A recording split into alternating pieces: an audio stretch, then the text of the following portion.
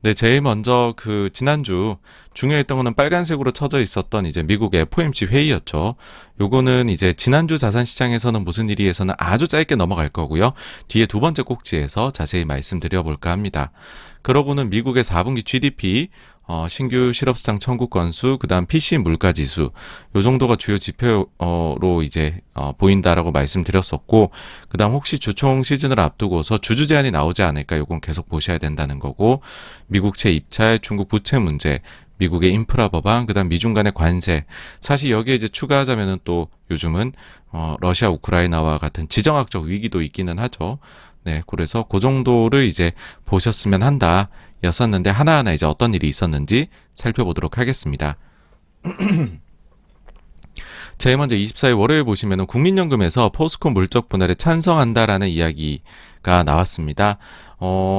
그 전에 LG화학이나 SK이노베이션에 대해 가지고서는 반대를 했었는데 국민연금이 이번에 포스코에 대해서는 찬성하는 걸로 아무래도 그 정관에다가 자회사를 만약에 상장을 하게 된다면 그러면 이거를 모회사 주주 간의 특별 결의 사안 3분의 2 이상이 찬성을 해야 되죠. 그걸로 하겠다라는 정관 변경이 조금 먹힌 게 아닌가 그렇게 생각을 해요. 근데 좀 아쉬움은 남습니다. 사실 뭐 아쉬움이라고 제가 표현을 해도 국민연금 입장에서도 조금은 힘 빠지는 일이었을 거란 생각도 듭니다. 이게 제가 옹호하려는 건 아니고 그 전에 LG화학이나 SK이노를 반대를 해도 결국은 통과가 됐거든요. 3분의 2 이상의 찬성이 무려 필요한데 통과가 됐단 말이죠. 그때 왜 그랬냐 보면은 이제 대주주가 3분의 1을 가지고 있고 그 다음에는 외국 쪽에 이제 그 의결권 자문을 해주는 대표 기관들 ISS하고 그 다음에 뭐 글래스 여기 같은 경우에 다 찬성을 해준단 말이죠. 그러니까는 이게 외국인 주주 지분율이 높은 기업들이 물적 분할하면은 그런 외국 자문기관의 찬성표를 등에 얻고 의견을 등에 얻고 이게 스리슬쩍 넘어가 버리니까 이번에도 사실 국민연금이 반대한다고 해가지고서 분할이 이제 부결이 나지는 않았을 표 차이였던 것 같습니다. 어쨌든 요건 이제 금요일에 확정이 됐고요. 그 다음에 우리나라 지금 IPO뿐만이 아니라 증자도 역대급으로 일어나고 있습니다. 작년도에 이제 역대급으로 많았던 증자가 있었다라고 하고요. 역시나 이제 증시가 좋으니까 이런 일이 발생한다라는 거고 혹자는 그런 말씀들을 하세요. 그러면은 이게 IPO나 증자나 이게 언제쯤 이게 좀 수그러드냐 이게 지금 증시에는 굉장한 부담 요인인데 라고 하면 장이 빠지면 이것도 줄어들게 됩니다.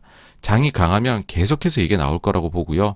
아무래도 뭐 많이 빠지게 되면은 내가 원하는 가격을 받을 수가 없는 거잖아요. 그러면은 투자자들이 회사들이 IPO나 이런 걸 늦추게 되겠죠.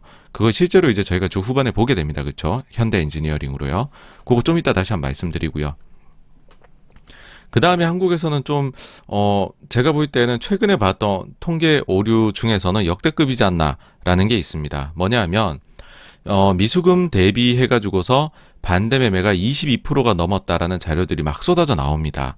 근데 이게 왜 이제 사람들의 눈길을 사로잡았었냐라고 하면, 이 매도 클라이막스라는 거를 보여주는 대표적인 예가 미수금 대비해가지고서, 그러니까 반대 매매가 얼만큼 나오냐, 소위 말해서 빚내서 투자한 부분들이 얼마나 반대 매매로 휩쓸려 내려갔는가, 눈물을 머금고 이게 반대 매매가 나왔는가, 그걸 보면 빚내서 한 투자들이 다 반대 매매가 되고 나면 그럼 더 팔 사람이 일단 없는 거 아니냐, 뭐 이런 식의 이제 생각들을 할 수 있는 거거든요. 그래가지고서 이제 이거 자료가 나왔을 때, 뭐, 이제 몇몇 분들께서는 야, 중요하다, 뭐 그렇게 보셨는데, 근데 이제 현실은 오류였습니다. 오류. 전날 프리시스 통계 사이트에서 반대 매매 665억, 금투협 측 회원사 중 한 곳이 기입 오류를 했다. 한번 보시죠. 21일 기준 반대 매매 금액이 665억으로 공시된 것은 회원사 측의 오류였다. 해당 금액이 현재는 180억으로 수정이 되었다. 라는 거고, 요거는 보니까는 제공한 숫자가 이상하게 커서 확인을 해봤으나 당시 회원사 측에서는 이상이 없다 그랬는데 그 다음 날에는 회원사에서 틀렸다고 해서 수정이 되었다라는 거고요. 요거를 이제 한번 보여드릴게요. 어떻게 보시는지. 그러니까 저도 좀 의문이었던 게 이게 반대 매매가 이만큼씩 나오려면 원래 한 100억에서 200억 정도 지금 반대 매매가 나오고 있습니다, 여러분. 이게 지금은 좀 평균적이다라고 할 수 있는데 근데 이게 뭐 갑자기 4배, 5배 이렇게 늘어나게 되려면 막 코스닥 같은 경우 전날에 7%, 8%씩 빠져야 돼요. 그래야지 이게 반대 매매가 이만큼 나오거든요. 근데 그게 아닌데 갑자기 반대 매매가 엄청 나왔다. 그러면서 이제 막 몇몇 자료들에서 야, 그러면 이거 진짜 찐바닥이다. 그런 얘기들이 나오는 게 전 좀 이해가 안 됐었습니다. 그래서 저도 지인들하고 얘기를 하면서 야, 이게 맞나? 진짜? 뭐 문제 있는 거 아니야 했는데 진짜 문제가 터졌죠. 그거는 여러분들께서 어디서 보실 수 있냐 하면은 여기에 금투어 프리시스라고 있어요. 여기에 좋은 자료들이 많습니다. 여기 들어오셔서 증시 자금 추이 요거를 누르시면은 이 나옵니다. 이제 그 미수금이 나오고 미수금 대비 실제 반대 매매 금액 요것도 여기 나오게 되거든요. 요걸 한번 영상 저기 화면을 크게 해서 보시면 보통 최근에 보시면 뭐 앞자리가 다 1이고 뭐 가끔 2 나오고 이러죠. 그렇죠? 그러니까 뭐 100억 중반에서 뭐 200억대까지도 나온다. 그리고 많이 나오면 뭐 오유 이날은 300억도 나왔네요. 근데 요 날이죠. 21일 날 금요일 날에 이게 이제 600억 중반이 나왔다. 그래서 이 비중이 22%가 넘는다. 막 그래 갖고서 매도 클라이막스다 이랬던 건데 현실은 180억이고 지금도 보시면 최근에 이제 증시가 안 좋았지 않습니까? 근데 안 좋았음에도 불구하고 이 금액이 눈에 띄게 올라가진 않습니다. 현재까지는. 그래서 뭐 저기 소위 말해가지고서 빚내서 투자한 게 엄청나게 지금 매물이 다 나왔다, 쏟아져 나왔다. 그렇게 보기에는 조금은 그러니까 뭐 여기도 적어놨죠. 제가 뚜렷한 과매도는 보이지가 않는다. 그렇게 말씀드리고 싶습니다. 그 다음에 이제 중국 측에서는 초단기 금리죠. 영래포 금리도 또 10bp를 인하를 했습니다. 현재 중국에서 통화 완화책이 계속해서 여러분 나오고 있습니다. 사실 주간 내내 영래포 단기 자금 시장의 유동성도 투입 중입니다. 참고로 이제 말씀을 드리면은 이제 그 미국 같은 경우나 우리나라 이런 데서는 단기 자금 시장에 자금이 부족해서 시장에 중앙은행에서 돈을 넣어주는 거를 우리가 레포라고 얘기를 합니다. 그러니까 그냥 아주 단순화 해가지고요. 레포를 통해 갖고 한다. 근데 중국은 그게 딱 반대 정반대로 지금 단어가 돼 있습니다. 그래서 중국에서는 영레포를 했다라고 하면 단기자금 시장에 인민은행이 자금을 공급해 줬구나. 그렇게 보시면 됩니다. 반대로 레포면은 회수를 해 나가는 거겠죠. 그래갖고서 이제 보시면은 제가 여기 9월 중순부터로 잡아놨어요. 작년에. 여기 언제부터냐면 헝다 문제 터진 때부터입니다. 요때부터 보시면은 중국이 문제가 돼가네 그러면은 영래포 자금을 쫙 넣었다가 좀 괜찮나? 그러면은 수거해 갔다가 다시 쫙 넣었다가 회수해 갔다가 이걸 반복을 하고 있습니다. 근데 최근에도 보시면은 이게 그 춘절 같은 이런 연휴 좀 오래 노는 그런 날이 있으면은 그 기간 동안에 그 직전에 갑자기 유동성이 메마를 수 있다라는 게 이제 그런 사례가 있어요. 중국은 그런 사례가 예전에 2015년이었나 그때 단오 때 직전에 한번 와장창창 안 좋았던 적이 있거든요. 그래갖고 그때부터는 이거를 굉장히 이제 막 탄력적으로 이렇게 운영을 하는데 요번에도 보시면은 금리도 또 인하하면서도 자금을 아주 공격적으로 지금 집어넣습니다. 사실 요 사이에 MLF도 5천억 만기 돌아온 거를 7천억, 2천억을 추가로 더 집어넣은 것까지 포함하면 거의 지금 헝다 이후로 단기 자금에 넣는 규모가 최대 규모까지 지금 해놨다. 춘절 직전에. 그래서 중국은 확실히 춘절을 앞두고서 그 중국 시장에 문제가 발현되는 것을 원치 않는 것으로 보인다. 근데 요게 이제 늘 말씀드리지만 이렇게 저는 생각을 합니다. 물론 요거는 이제 뭐 보시는 관점에 따라서 의견이 다르실 수 있는데 제가 볼 때는 이 완화책이 너무 방어적인 것 같다. 너무 나쁜 걸 좀 막으려고 하는 것 같다. 지금 보시면은 왜 근데 최근에 아무리 방어적 완화책이라고 해도 정책이 공격적으로 나오느냐 이거는 궁금하실 수 있는데 그거는 제가 볼 때 이유가 지금 보면은 미국이 어쨌든 긴축의 속도를 낸다고는 하지만 돈은 풀고 있는 거거든요. 테이퍼링은 QE 규모를 줄이는 거잖아요. 그러니까 어쨌든 매일매일 지금 돈을 풀고 있는 거고 실제로 우리가 말하는 정책 중에서 긴축 정책이라고 할 수 있는 공식적인 거 금리 인상 이건 이제 3월로 예상이 돼 있다는 거죠. 그러니까 미국하고 중국 간에 정책의 차별화 만약에 3월에도 금리 인상 막 미국 하고 있는데 중국이 이렇게 금리를 막 내릴 수 있다 공격적으로 그렇게 보기엔 좀 어렵습니다. 왜냐하면은 이게 자산시장에서 어떤 쪽에서 이거의 부작용이 나타날지 모르거든요. 그러니까 이런 정책의 차별화라는 것은 종종 예상치 못했던 결과를 낳기 때문에 일단은 보통 이렇게 차별화 나타날 것 같을 때는 쉬어갑니다. 한쪽에서는. 그러다 보니까는 중국은 자기네 경기는 지금 내려가고 있는데 그거를 지금 막고는 싶은데 3월에 미국이 첫 금리 인상한 요 시점부터는 완화책 쓰기가 좀 어려울 수 있으니 그 전에 미국이 긴축의 속도를 지금 내고 있으니까 그 전에 완화책을 다 쓰고 싶은 것들이 일단은 그러니까는 여기는 진짜로 완화책을 두 가지식으로 지금 쓰고 있는 거죠. 그래서 이런 표현들이 지금 나옵니다. 인민은행 관계자가 완화책을 쓸 시간이 매우 짧다 뭐 이런 얘기도 실제로 하고 있기 때문에 제가 볼 때는 그런 이유가 이 완화책이 막 쏟아져 나오는 이유가 아닌가 생각합니다. 그래서 3월 미국 금리 인상 전까지 어찌 보면 연간으로 쓸 카드를 인민은행이 다 쓸 수도 있다는 생각도 하고 있습니다. 그 다음 러시아 우크라이나 지정학적 위기가 고조되면서 천연가스가 막 20% 이렇게 급등을 이날 했죠. 루블화는 막 약세로 출렁거렸었고요. 근데 이제 미국의 2년물 국채 입찰 결과가 매우 괜찮게 나왔습니다. 그러면서 이제 시장을 조금 안도감을 줬었던 그런 게 있었고, 근데 그 미국 장이 시작하기 전에 보시면은 서비스 PMI 나왔는데 여기 좀 쇼크였습니다.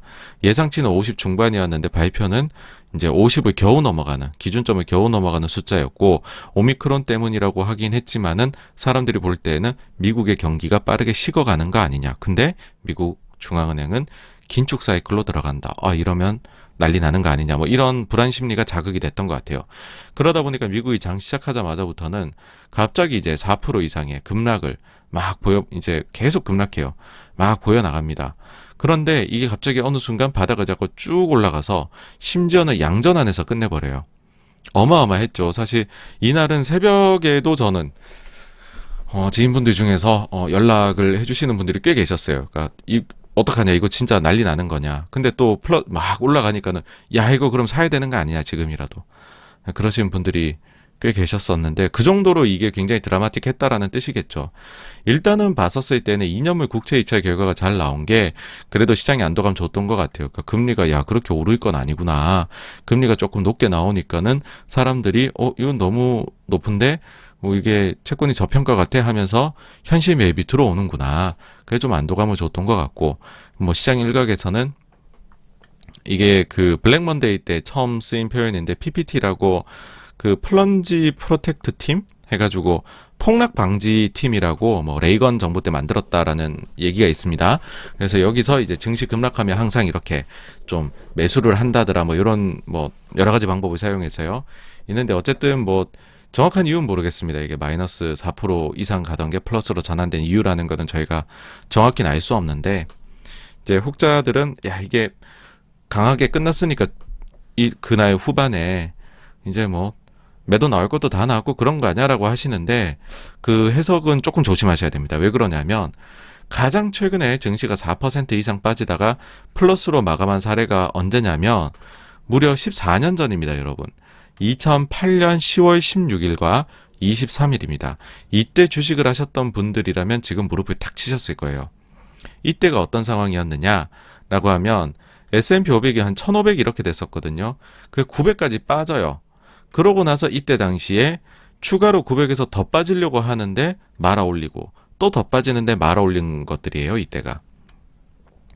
그래서 사람들이 이거 바닥을 만들었다라고 했는데 문제는 여기에서 또 빠집니다. 어디까지? 666포인트까지 그 S&P 500 666 갔었을 때 악마의 숫자니 많이 뭐 말이 많았었는데 어쨌든 여기까지 추가로 한번 훅 더 빠집니다. 그래서 마이너스가 많이 갔다 플러스로 전환된 사례 이게 그렇게 좋은 시그널은 아닙니다. 테크니컬한 포인트에서요. 어쨌든 요날은 이제 그래서 플러스로 막을 내렸고 아시아 시장은 안 좋았죠. 금리는 안정적이었습니다. 2년물 국채 입찰이 큰일을 했죠. 그리고 이제 25일 화요일에는 미국 상무부에서 발표하기를 반도체 재고가 너무 적다. 그러니까 반도체 부족 문제가 우리 생각보다 좀 더 오래 갈 것 같다. 향후 6개월 더 지속이 될 것 같다라는 이야기를 했습니다. 그래가지고서 좀 그 공급망에 대한 불안감을 계속 좀 가져가게 만들었죠. 다음날 이제 뭐 아시아 쪽은 안 좋았습니다. 안 좋았고 그 다음에 미국 쪽에서도 금리 올라가는 거에 약한 나스닥 쪽이 더 안 좋았었던 그리고 금리는 조금 올랐었던 그런 날이고요. 26일 이제 수요일 날에는 한국에서 에코프로 BM이 갑자기 급락합니다. 오후 늦게. 내부자 거래 의혹 수사가 이제 기사가 떴었고, 그러면서 뭐 20%씩 막 급락하고 그랬죠. 이거는 일단은 지켜봐야 됩니다. 뭐 저희가 모든 게 그렇지만은 이게 일 자체가 실제로 그래서 결론이 나기까지 법적으로 제재를 만약 일단 유죄냐 무죄냐 이거 판단까지도 시간이 걸리고, 유죄가 나왔다라고 하면 어떤 정도 수준의 제재를 받느냐, 항소도 할 거잖아요. 그런 것들이 시간이 오래 걸리기 때문에 이것 때문에 에코프로가 여러 가지로 피해를 입는다. 그거를 지금 당장 저희가 산정하기는 어렵습니다만, 증시 관련해서 투심이 굉장히 무너져 있는 상황에서 이게 나와서 급락의 폭이 컸지 않았나 생각합니다. 그 다음 요날 새벽에 미국 1월 FOMC 회의 있었죠. 성명서 내용은 비둘기적이었지만 인터뷰 내용은 굉장히 매파적이었습니다. 그러다 보니까는 성명서를 보고서 잘 올라가던 증시가 파월 의장의 인터뷰에서는 오히려 마이너스로까지 증시가 내려가는, 월요일과는 정반대의 일이 일어났습니다. 그러면서 미국채 10년물 금리도 다시 1.8%를 넘어서는 날이었고요. 27일 목요일 날에는 모두가 주목했던 LG 에너지 솔루션의 상장이 있었습니다. 거의 더블로 시작을 했죠. 완전 더블로는 못했지만, 근데 장중에 갑자기 이제 하락을 하기 시작을 했었고, 시총 2위 자리를 차지하기는 했지만은 조금 이제 하락을 하면서 끝이 났다. 그래서 뭐 혹자들은 처음에 상장하고 9시에서 9시 반 사이에 판 사람들이 승자다 뭐 이런 얘기도 하는데, 어쨌든 이제 LG 에너지 솔루션이 그래서 뭐 좋은 기업이냐 안 좋은 기업이냐, 아니면 지금 사야 되냐 말아야 되냐, 그런 논의는 뭐 LG 에너지 솔루션에 관심이 있으신 분들에게는 관심 있는 분들에게만 원래는 개별주는 그렇잖아요. 그런 것만 중요한 건데, 근데 이게 지금 너무 크다 보니까는 증시 전체에 영향을 미치게 됐습니다. 이런 논의들이. 특히 수급 쪽으로 안 좋은 영향을 LG 에너지 솔루션이 이제 끼치게 되었고요. 완전히 블랙홀 역할을 했죠.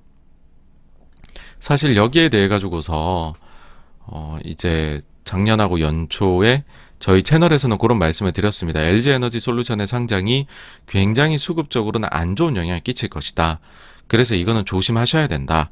그런 말씀을 많이 드렸었죠. 근데 사실 그 뒤에 뭐 설마 그렇게까지 영향을 미치겠어?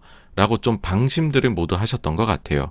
근데 이내 딱 겪어보니 진짜 영향이 크구나. 그 여실히 느끼셨던 것 같습니다. 연기금 수급 기준으로 봤었을 때에는 LG 에너지 솔루션을 제외하면 국내 증시를 1조를 순매도한 꼴이 됐습니다. 그래서 이날 뭐 아주 우리가 특히 더 흔들림이 컸었던 그런 하루가 되었고요. 그 다음에 이날 장 끝나고서 원래 이제 그 FTSE하고 MSCI에서는 특례 편입을 할 때 기준이 첫날이에요. 첫날 거 보고서 결정을 하는데, FTSE는 유동 비율이 너무 적다라는 걸 핑계로 해서 편입이 실패가 되었고요. 그 다음에 MSCI는 편입이 성공이 되었습니다.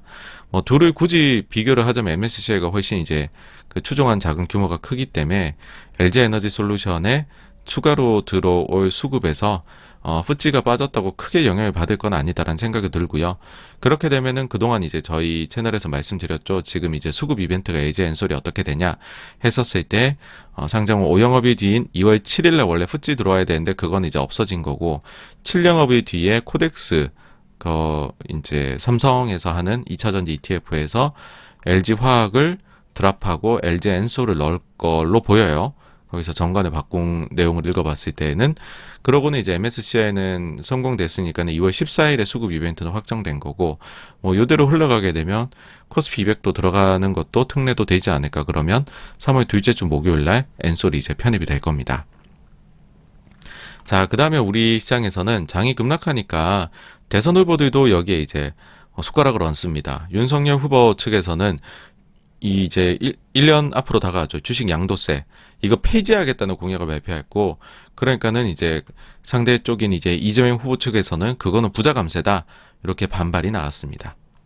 그리고 미국의 신규 실업수당 청구 건수가 나오는데, 뭐 사실 20만 대 자체면은 굉장히 좋은 숫자입니다. 그런데 저희가 뭐 불과 한 달 전만 해도 20만 아래로까지도 내려간 숫자를 봤었잖아요.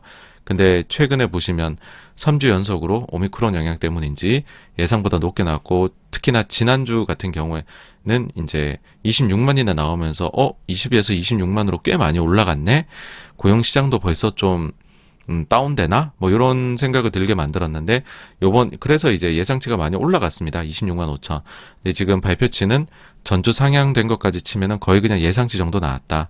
그러니까 되게 좋지는 않지만은 좋은 숫자이다. 인 거고요. 요거는 이제 저희가 다음 주 금요일 날에, 그러니까 수요일에 ADP 민간 고용 나올 거고, 금요일 날에 월간 고용 보고서 나올 건데, 거기에서 고용 분위기를 저희가 확실히 알 수가 있게 될 것 같습니다. 그리고 미국의 GDP가 예상을 뛰어넘는 호조를 보였습니다. 저희가 애틀란타 연준에서 제시하는 GDP 나우 계속 보여드렸잖아요. 그게 5% 이제 초반 중반까지 내려왔었고, 근데 GDP 발표 직전에 마지막으로 예상한 거는 갑자기 또 올라갔었어요. 6% 중후반으로. 그래서 6%한 중후반 정도가 나오겠다 했는데 중후반 중에 제일 높은 6.9%가 나왔죠. 그래서 예상을 뛰어넘는 호조를 보였다.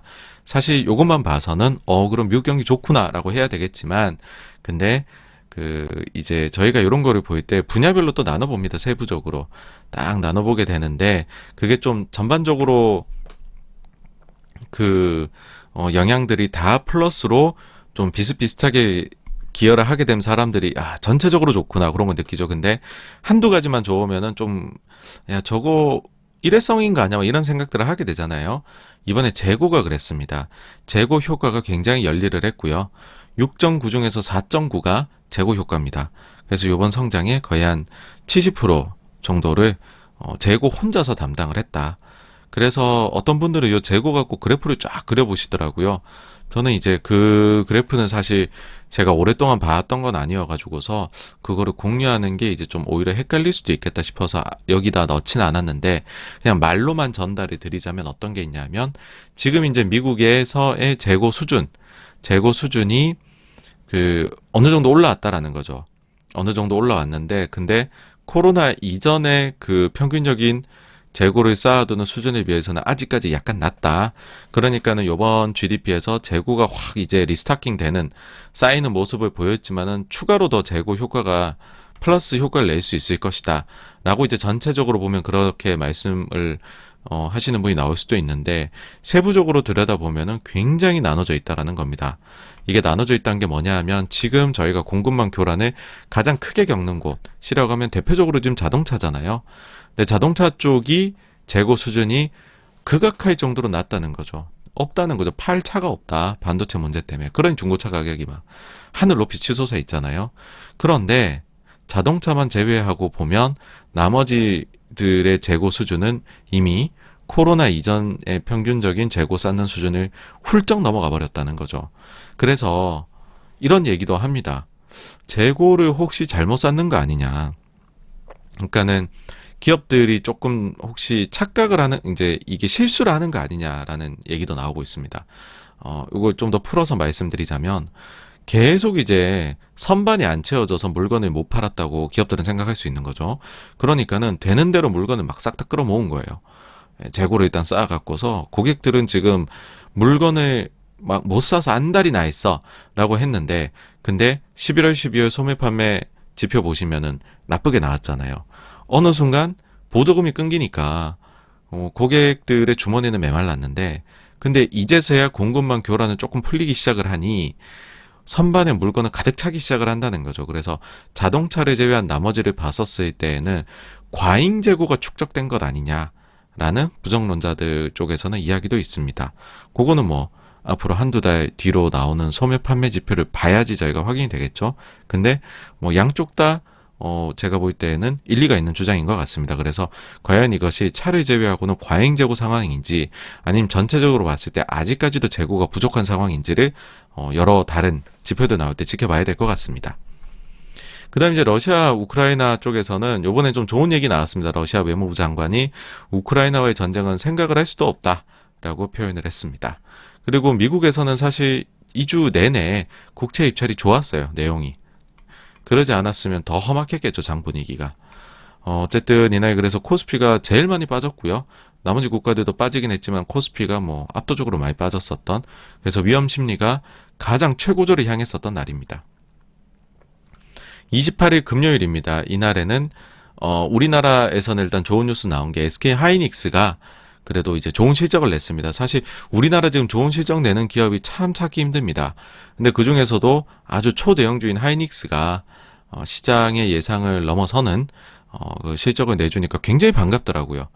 제가 주변 지인한테도 이제 톡을 보낼 때 그런 얘기 했는데, 소위 이제 눈이 정화되는 것 같다. 이걸 보니까, 하이닉스 실적을 보니까 그런 얘기를 한 적이 있습니다. 왜냐하면 나머지들에서 너무 일회성이 많아갖고, 보기가 힘들더라고요. 과연 이 실적과 컨센의 차이는 무엇일까?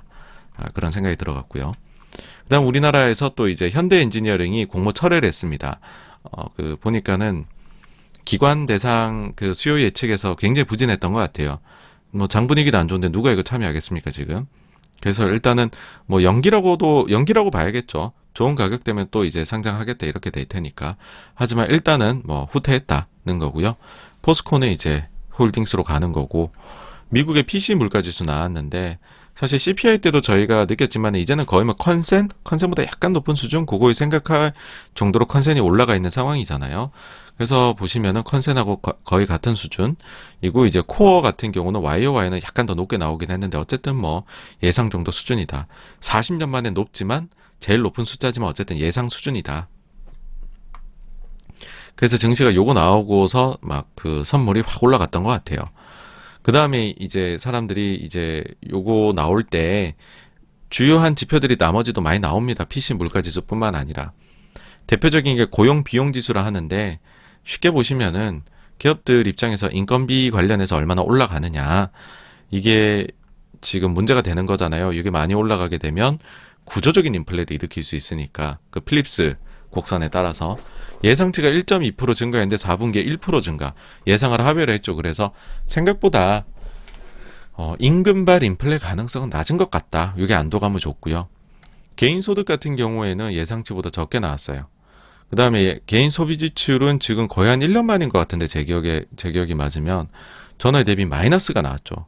이제는 소비가 마이너스가 나옵니다, 여러분. 근데 이 전월치 하향이나 이런 게 있어서 다 지금 컨센을 하회한 숫자라고 봐야 되고요. 그러다 보니까 실제 개인 소비 지출도 전월치 하향된 것까지 포함을 하면은 마이너스인데, 근데 예상보다도 더 나쁜 마이너스이다 인 거고, 요거는 그때 한번 자료를 공유했던 적이 있는 것 같은데, 저희가 이제 사람들이 이 볼 때 실질 개인 소비 지출할 때 요거 보시면은 약간 기울기 각도가 일정하죠, 그렇죠? 그래서 요거를 쭉 그어 봅니다. 그래서 코로나 때 막 엄청나게 내려갔지만은 그 이후에 회복을 해서 이제 우상향 직선을 거의 이제 회복했다라고 했는데, 최근에 이게 급격하게 내려오고 있습니다. 그래서 과연 미국의 소비는 좋은 것이냐, 여기에 대해서는 계속해서 좀 의문이 생길 수밖에 없는 것 같고요. 그치만은 어쨌든 요때 전날 나왔던 애플의 호실적, 정말 나무랄 게 없는 실적, 모든 측면에서 좋았던 실적이긴 해요. 애플은 그거를 바탕으로 해서 그 임금 쪽에서의 안도감을 사람들이 좀 더 눈여겨보고서 증시가 뒤로 갈수록 올라갔었다. 그래서 아시아 쪽에 한국도 그렇죠. 뭐 설날 연휴를 앞두고서 상당히 좋은 소식을 주고서 마무리를 했던 그런 금요일이었다 말씀드릴 수 있을 것 같습니다. 자, 그러면은 팩트셋에서 나오는 실적 관련해 가지고서 한번 업데이트를 드려야 될 것 같은데, 더 이상 놀라움을 주지를 못하고 있어요, 실적이. 이제는 좀 실망감을 안겨다 준다는 말도 드려야 될 것 같습니다. 이 과거 5년 평균이라는 것 자체가 지난 2년 동안 코로나를 겪으면서 요 숫자들 자체가 지금 좀 올라온 측면이 있습니다, 여러분. 이게 좀 올라온 측면이 있는데, 근데 그거를 항상 이제 비트를 해왔죠. 이겨왔습니다, 증시는. 그게 무슨 말이냐? 요 자료를 뭐 저희 채널 계속 보신 분들은 익숙하실 겁니다. 굉장히 높은 서프라이즈를 보여왔다는 거죠. S&P 500의 기업들이 애널리스트 분들의 이익 예상치 합의죠. 컨센서스. 그거를 크게 상회하는 실적 시즌을 코로나 이후에 6분기 연속 보여왔다는 겁니다. 사실 2021년도 3분기는 10% 내외로 내려온 거고, 그걸 제외하면 20% 내외였어요. 매우 높았죠, 컨센서스 대비해서.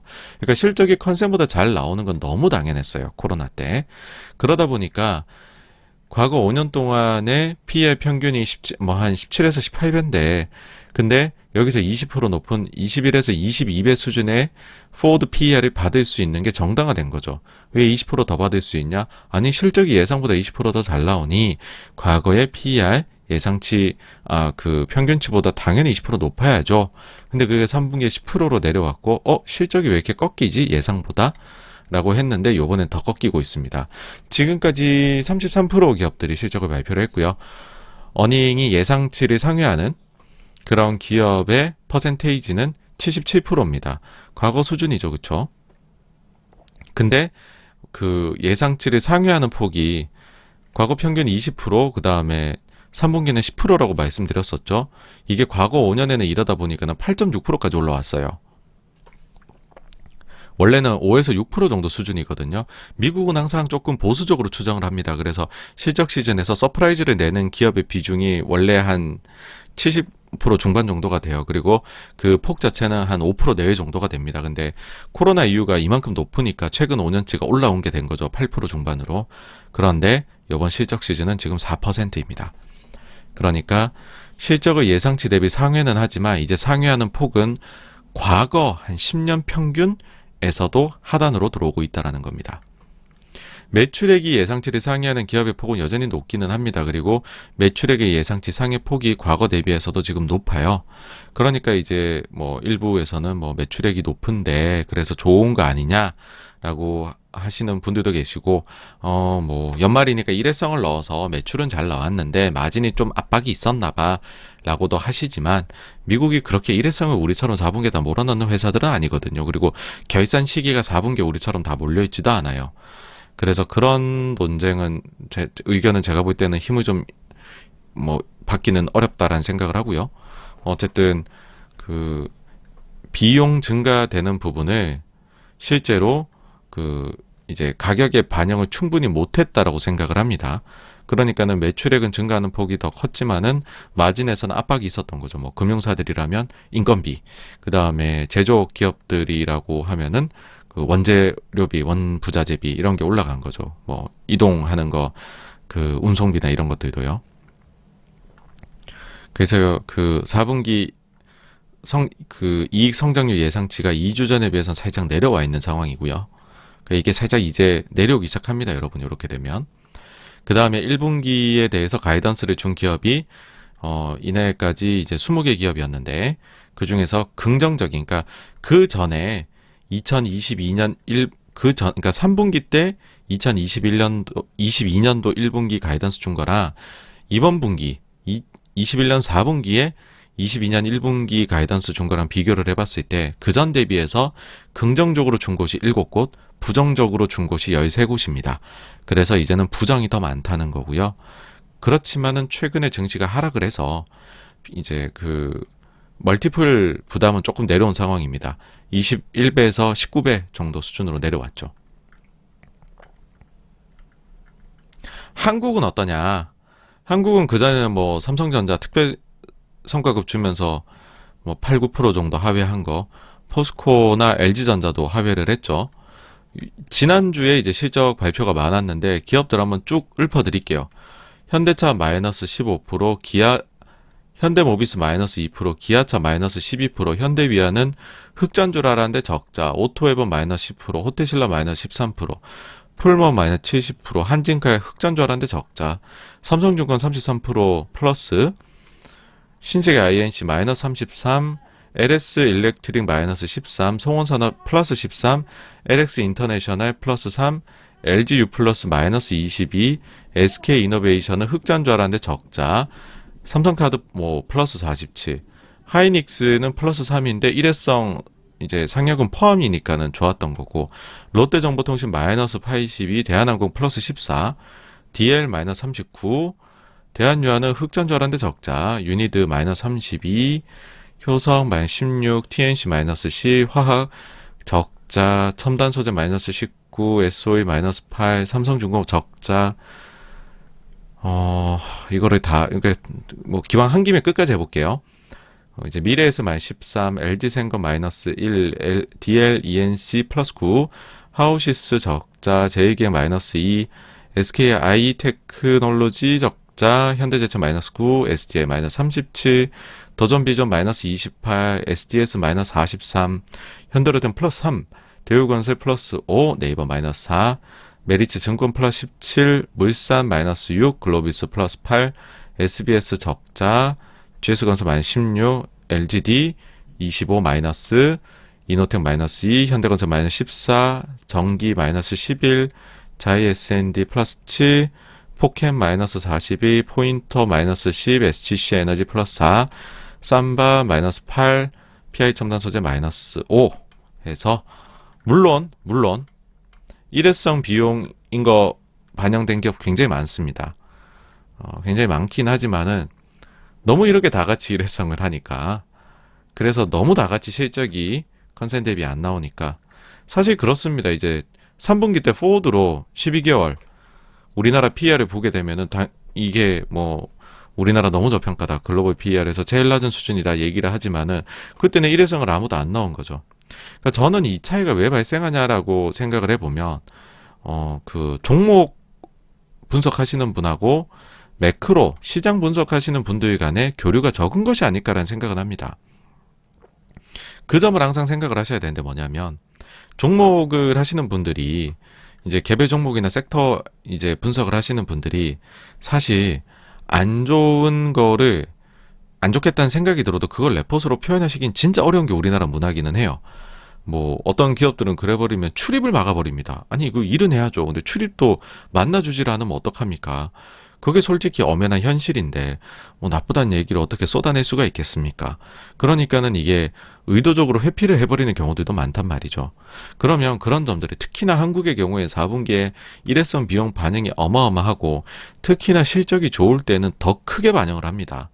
그러면은 이거를 퀀트나 매크로로 해가지고서 우리나라 뭐 포워드 PER이나 이런 거를 계산하시는 분들께서는 제가 볼 때는 이런 식으로 안 좋게 나올 수 있다는 걸 이젠 좀 당연하게 반영을 해주셨으면 어떨까라는 생각을 합니다.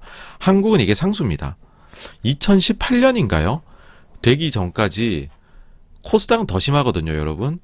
코스닥 합산 순이익이 4분기에 플러스 났던 애가 한 번도 없을걸요? 그러니까 우리나라는 일회성의 왕국입니다. 일회성의 왕국. 그 점을 명심을 하시고, 실적 시즌이 절대 좋지는 않다. 그러니까는 이제 그럼 이런 거죠. 이제 요거 보고서 4분기 날렸고 내년에는 좋지. 오케이. 22년도 가지고서 또 포워드를 가지고 와요. 이 지나간 일이고 22년 갖고 포워드 가져와서 또 싸다. 22년 4분기는 그럼 또 일회성 안 넣고 어쨌든 그렇게 진행이 되는데, 근데 그래버리면은 이거를 특히나 외국인 투자자나 이런 데서는 불신이 굉장히 쌓이거든요. 여기에 대해서. 그 쌓이게 되면 걔네는 어떤 생각하냐면, 아 그래 너네 10배로 싸? 오케이. 그러면은 너네가 그렇게 일회성 안 나오면 그때 살게. 그러니까 이게 아다르고 어다른 거기는 해요. 우리가 볼 때는 이제 지나간 일이니까 지금 당장 사야지. 근데 반대로 여기에 대해서 이제 신뢰를 잃은 사람 입장에서는 아 그럼 1년 뒤에 네가 신뢰 주면 할게. 그렇게 될 수 있는 요소입니다. 그래서 요건 조금 현실성 있게 좀 나왔으면 좋겠다는 생각이 들고요. 그래도 미국은 항상 플러스를 내주잖아요. 플러스. 그 다음에 미국채 10년물 보시면은 굉장히 매파적인 표현을 했던 FMC였음에도 불구하고 그전 고점인 1.9%는 안 넘어갔습니다. 이번에. 그리고 오히려 증시가 막 흔들리고 하락을 하니까 금리도 안전자산이니까는 뭐 국채 수익률이 내려왔죠. 이제 그랬는데 제가 생각할 때는 그 전에 2020 저희 그 1년도죠. 1년도 고점이 1.77이었고 한 1.7 정도가 이때는 상방 캡이었습니다. 근데 보통 요거를 한번 힘있게 이렇게 돌파를 하고 나면 그전 고점이 새로운 저점이 되거든요. 그게 깨지면 또 내려가고 차트가 달라지는 거긴 한데, 그래서 그전 고점이었던 1.7%를 일단 지지선으로 좀 다지고서 향후 방향을 이렇게 잡으려고 하지 않을까 미국 금리는 생각합니다. 그리고 오미크론의 경우에는 일부 지역은 뭐 현재 연일 최대치를 기록하고 있습니다. 우리나라 표현해가지고요. 포함해가지고요. 그런데 오미크론이 이제 먼저 지배종이 되었었던 국가들 있죠. 뭐 대표적으로 미국이나 영국이나 이런 데들은 조심스럽게 확진자 피크 이야기를 하고 있습니다. 그리고 위중증 부분에서는 특이점이 없다는 거 말씀드리고 싶고요. 추가적으로 변이가 없으면은 요것도 조금씩 내려오게 되지 않을까라고 생각을 합니다. 자, 이제 한번 총평을 해보겠습니다. 총평을 해보면 글로벌 증시가 금요일에 큰 폭으로 반등에 성공했습니다. 그렇지만은 여전히 찜찜한 부분들이 좀 남아있고 가시지가 않은 것 같아요. 제 개인적으로는. 어떤 부분들인지 하나씩 말씀을 한번 드려보겠습니다. 첫 번째로 실적이 이제는 과거 평균 대비해서는 덜 놀랍게 나오고 있습니다. 근데 그럼에도 불구하고 과거 5년 평균 대비해서는 S&P 500 기준으로 밸류에이션이 약 6%좀 높아요. 저 자료가 실은 목요일까지 나온 걸 가지고서 팩셋에서 나온 거거든요. 그래서 금요일에 2% 오른 거는 지금 반영이 안 된 거죠. 그러니까는 여전히 한 8% 정도, 8% 정도는 실적이 내려온 거 대비해 가지고서는 밸류에이션이 덜 내려왔다. 반영이 덜 됐다. 절반 정도가 반영이 됐다라는 거고, 두 번째로는 증시 긍정론자 분들 입장에서는 제일 믿었던 거는 뭐 어쨌거나 저쨌거나 실적입니다. 특히나 그 중에서도 안전자산화가 되어버린 빅테크들의 실적 굉장히 믿었죠. 뭐 테슬라도 그렇고 애플도 그렇고 그죠? 근데 요게 잘 나오고 있어요. 그러니까는 뭐 그 컨센서스를 하회하거나 그러진 않잖아요. 상회 폭이 좀 줄기는 했지만 그래도 상회를 하고 있고 두 자릿대 상회를 하고 있단 말이죠. 빅테크 기업들은. 근데 요것도 7분 능선을 넘었다라는 것이죠. 이제 빅테크 중에서 남은 거는 페이스북, 아마존, 구글 정도라고 할 수 있겠네요. 관심을 가질 만한 게. 그러다 보니까는 나머지들 이제 놀라움을 줄만하고 그 사이즈가 심대하고 이런 것들이 좀 7분 능선 이미 많이 나왔기 때문에 추가적으로 실적이 나왔을 때에 야 이거 긍정적이다 라고 할 만한 그런 뭐랄까요 이렇게 이제 내세울 만한 게 좀 줄어들었다 카드들이 그렇게 보이는 거가 또 두 번째가 있고요. 그 다음에 세 번째는 저희 잘못하면 1분기에 미국의 경기 둔화를 걱정해야 되는 상황이 올 수 있을 것 같아요. 이거는 뭐냐 하면은 목요일 날에 미국의 GDP 나왔잖아요. 그러고 나면은 애틀란타의 연준에서 발표하는 GDP 나오도 이제 21년 4분기가 아니라 다음 분기인 22년도 1분기 예상치로 바뀌게 됩니다. 자료가. 그리고 첫 번째 자료를 발표를 했어요.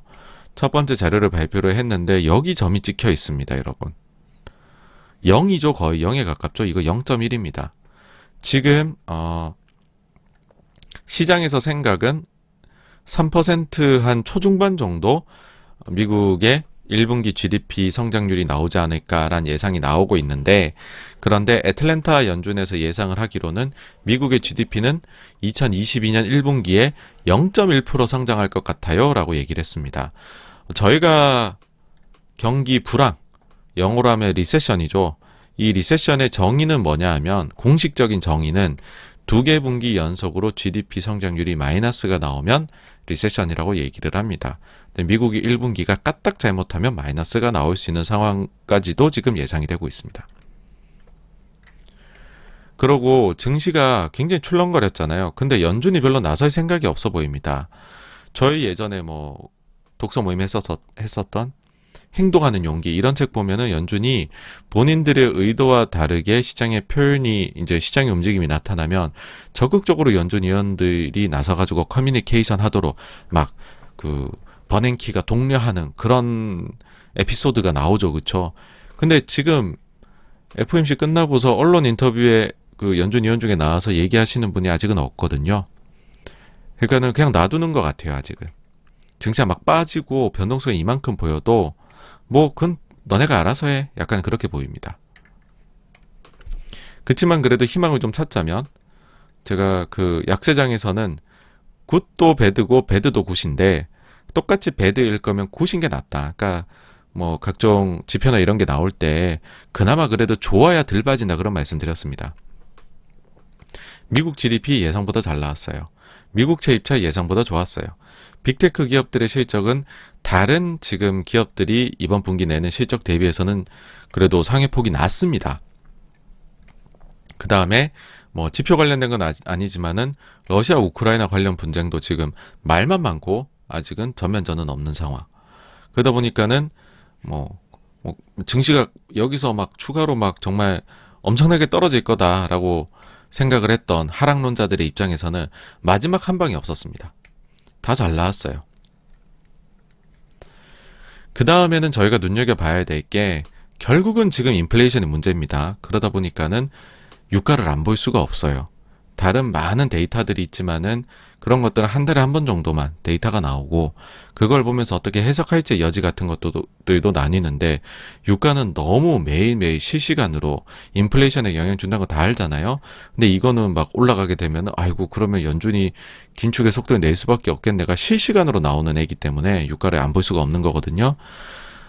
전략적 비축률을 풀고 이렇게 내려갔죠. WTI입니다, 이거는. 근데 다시 그 고점 벗기고 올라가서 증시가 올라도 오르고 내려도 오릅니다, 유가가 지금. 그래서 유가의 안정화가 되지 않으면 진성으로 지금 반등이 나타나는 거는 어렵다라고 생각을 하거든요. 그래서 왜냐하면 여전히 인플레 우려가 있고 그렇다는 거는 연준 긴축이 가속도에 낼 수 있음을 의미하기 때문에 그런 겁니다. 그래서 유가를 계속 보시라 말씀드릴 수밖에 없을 것 같고 그나마 이제 유가 다음으로 또 연준을 골치 아프게 하는 게 금리가 계속 올라가면 이것도 증시 안 좋은 거거든요. 근데 금리는 연준 눈치를 좀 보는 것 같아요. 확실히 채권 시장이 움직임이 다른 시장보다 기민하세요. 연준에 반응하는 거를. 그래서 일단 눈치를 보고 이대로 계속 내달리면 연준에서 뭐 하겠는데 해서 살짝쿵 내려왔습니다. 그 다음에 요건 좀 안 좋은 건데 환율이 좀 신경이 쓰여요. 달러 위안 환율. 위안화가 계속 강세를 갔습니다. 계속. 특히 연초 이후에는 요 정도면 저점 잡지 않을까. 그리고 중국 인민은행에서도 개입을 했죠. 그래서 이렇게 빔을 쫙 싸가지고 위안화 더 이상 강세 가면 안 돼 했는데 웬걸 다시 또 쭉 빠져서 강세로 추가로 왔는데 지난주 하반에 이렇게 빔을 쏴가지고 연중 내내 올해 들어와서 위안화 강세됐던 거를 다 토해냈습니다. 그래서 중국 증시도 지금 뭐 글로벌 증시에 이제 발맞춰서 지금 좀 안 좋은 상황인데 사실 위안화가 여기서 약세를 막 심하게 가버리면 굉장히 좀 위기감을 줄 수 있는 요소입니다. 이런 것들은 뭐든 변동성이 큰 건 나빠요. 금융시장에서는. 근데 어쨌든 좀 신경 쓰일 만큼의 변동성이 나오더라라는 거고 원화 같은 경우에는 아직 차트가 계속 살아 있습니다. 이게 1200원을 슬쩍 넘어갔다가 아닌가 봐 하다가 다시 1200원 어느샌가 넘어가서 뭐 안착을 해보려고 하는 느낌이 있어요. 어쨌든 이것도 이제 달러 강세고 주변국들의 통화는 약세니까는 좋은 건 아니죠, 금융시장에. 이런 것도 좀 신경이 쓰인다. 그래서 뭐 많은 분들이 그게 궁금하셨을 거예요. 제가 지난 이제 FOMC 끝나고서는 여러 이제 또 그런 채널에서 불러주셔서 다행히 또 그런 데 가서 좀 이야기도 여러 개 나누게 됐는데 거기에서 보시면 좀 부정적인 얘기들을 드렸잖아요. 지금이 역금융에서 역시적으로 넘어가는 것 같고 FOMC는 매파적이었다. 근데 그러고 나 금요일에는 보시면 증시가 반등을 했단 말이죠. 그럼 사실 제일 궁금하실 게 그럼 86번가가 금요일 증시를 보고 의견을 바꿨을까 이실 거라고 생각을 해요. 근데 지금은 봐서는 요런 이유들을 바탕으로 생각했을 때 아직은 찜찜한 부분, 우리가 확인해야 될 부분이 너무 많은 것 같다. 그래서 아직 본격적으로 가령 운이 좋아서 요번에 현금을 많이 보유하고 계신 투자자라면 아직까지는 돈을 그렇게 쓸 때가 아닌 것 같다라는 생각을 합니다. 그러면 다음 주에 무슨 일이 있느냐 하면은 이 설 연휴가 아시아권 전역에 이제 휴장을 만들어냅니다. 중국, 베트남은 일주일 내내 휴장이고요. 홍콩은 목요일까지, 한국, 싱가포르, 말레이시아는 수요일까지 휴장입니다. 그래서 아시아 쪽은 거래가 굉장히 얇아져 있는 상태라는 거고 이제 서구권이 해결해줘야죠. 월요일에 이게 지금 저희가 월말이고 월초잖아요. 월초가 되면은 중요한 지표들 많이 나오죠. 보셔야 될 것들이 많습니다. 중국에 이제 제조, 비제조 PMI 나오고 우리나라 수출입 데이터 나오고 그러고 화요일이 저희 이제 설 연휴 쉬는 날이잖아요. 2월 1일인데 요거는 미리 미리 지금 녹화를 했는데 이미 녹화했습니다. 저가 이제 몇 차례 출연했었던 KBS 라디오 성공예감 김방희입니다. 요 프로그램 있잖아요. 저희 요 프로그램 이제 그 2월 1일 날에 10시에 물적 분할하고 최근에 그 문제가 많이 되고 있죠. 그 다음에 우리나라 기업 지배구조 관련해가지고서 저희 그 경북대학교의 이상훈 교수님 모시고서 그리고 저도 출연을 합니다. 그 다음에 저희 김방희 앵커님 해서 이렇게 세 명이서 1시간 대담 나눈 이제 그 얘기를 나눈 게 있는데 그게 요나에 방송이 됩니다. 그래서 관심 있는 분들께서는 요걸 한번 봐주시면 좋을 것 같습니다. 제 개인적으로는 요게 제일 중요한 일정이죠. 다음 주에네. 그 다음에는 미국이 이제 월초 되면 ISM 제조업하고 서비스업 데이터 나오죠. 그래서 화요일하고 요게 목요일에 나오게 되고요. 특히 지금 ISM 쪽에서는 화요일께 좀 중요한데 화요일에 뭐가 중요하냐라고 하면은 ISM 제조업 그 세부 지표가 쭉 나옵니다. 세부 지표 나오는 거에서 그 물가 지표가 있어요. 가격 지표 프라이스라는 항목이 있는데 요게 보시면 최근에 발표된 거에서 한 달 전에 발표된 거에서는 싹 내려갔어요. 싹 내려갔는데 요 데이터 내려가는 게 왜 의미가 있냐라고 했을 때 이게 그림 요런 이제 상관계수를 굉장히들 많이들 찾아보십니다. 굉장히 많이들 찾아보시는데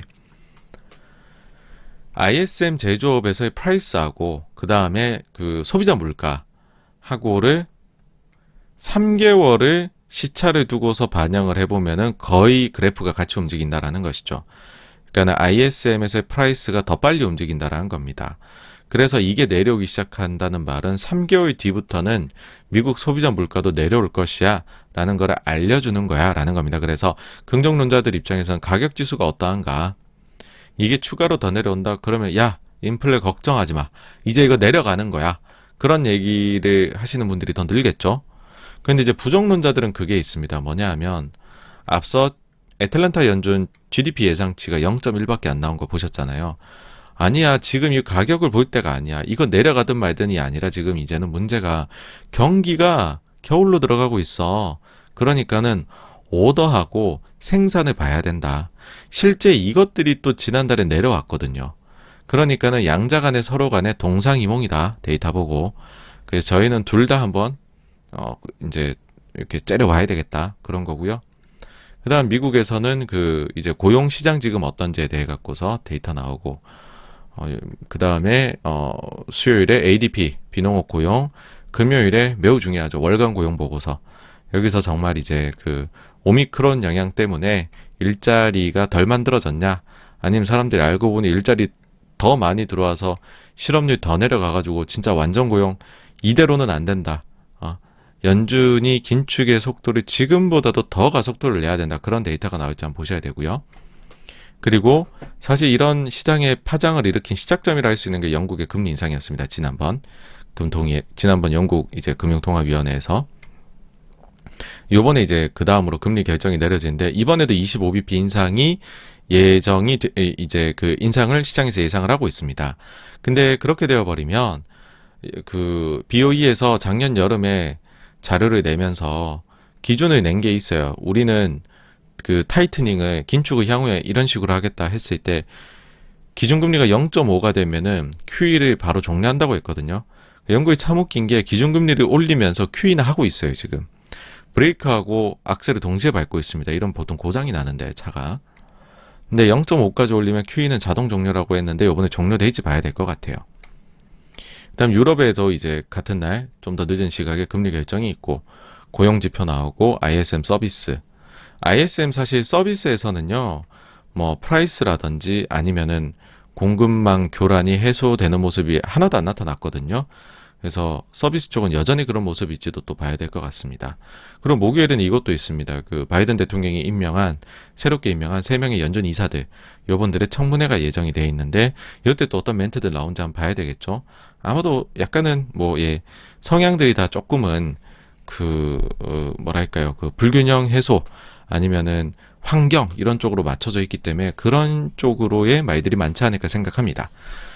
그 다음에는 이제 저희 봐야 될 거는 주주 제한 나올 게 있느냐, 국채 입찰 어떠냐, 중국 부채, 미국 BBB 관세, 그리고 지정학적 갈등 정도라고 생각을 합니다. 그래서 여기까지가 지난주 자산시장에 대한 부분이었고요. 다음으로 넘어가도록 하겠습니다.